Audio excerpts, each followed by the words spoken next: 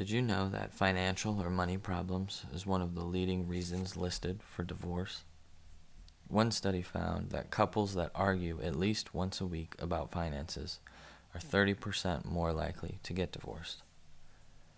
And most premarital counseling classes or books discuss the topic of finances, yet it seems many couples go into marriage and struggle to find the line between discussing finances and arguing about finances.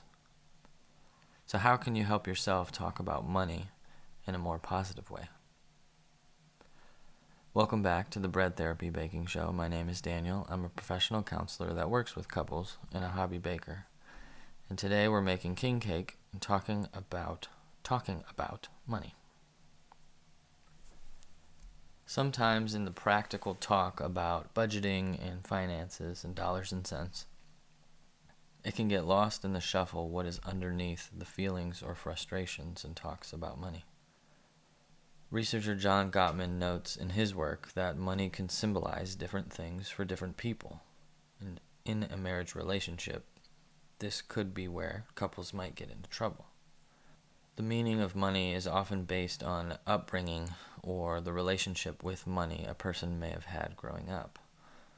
Because this can so easily get lost in the shuffle, it can be incredibly helpful to understand and identify what money means to yourself and to your spouse. A list of potential things money might mean to someone or symbolize might include security or feeling safe. It could mean love or feeling cared for. It could mean survival or the ability to take care of the family. It could mean freedom or the ability to do the things you always wanted to do. It could mean power or a sense of well-being. Money could mean contribution or the ability to give back and make a difference or have influence. It could mean success or making it or personal development. It could mean significance or having importance and being desired. Or money could mean something totally different not on this list. I'd love to hear in the comments what money means to you, if one of these stuck out or if you have something different. But an example of how this can trip up couples might include Jenna, who has a relationship with money based on freedom or the ability to do things she always wanted to do. And Dylan, who has a relationship with money based on survival, or the ability to take care of himself and his family. In the average day-to-day, Jenna may more desire to go on trips and spend a little extra on a lavish vacation, or maybe buy a couple of extra purchases that she wants because she has the money, while Dylan might feel anxious seeing that much money leave the bank account, even if they have the money to do so, because seeing the money go away makes his sense of survival feel threatened. Or imagine a scenario where Dylan's mother gets sick and Dylan is the one in charge of taking care of her.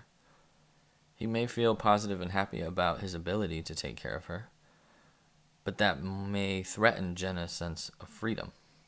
So understanding what money means to each of you can help you better navigate a tense conversation about it, because you may know where the other person is coming from. It can also be helpful to try and make sure you're on the same team and remind yourselves and each other that you're on the same team when it comes to money relationships. In a practical sense, this could be as simple as just that reminder, hey, we're on the same team here, before you talk about money. Or it could even look like conceptualizing your financial goals and planning a budget around your shared money meanings. For example, Jenna and Dylan could approach a budget with an understanding that as a couple, they value freedom and survival. This could allow them to allocate more finances to trips while maintaining a stronger emergency fund. It's best to stop conversations about money if either of you are feeling flooded or overwhelmed, and not try to persuade each other who is right or correct about the meaning of money or what money should go to. Try to keep an open or curious stance when you're attempting to understand what money means to your spouse, and feel the freedom to identify with multiple meanings that money might symbolize or mean for you. If any of this made sense to you or resonated with you, I'd love to hear in the comments what kind of stuck out to you. And in my next video, I'm going to be talking a little bit about communication in relationships, and especially kind of avoiding triggering your spouse, or how to navigate when one spouse seems to be triggered more often and the other doesn't know exactly how to approach it.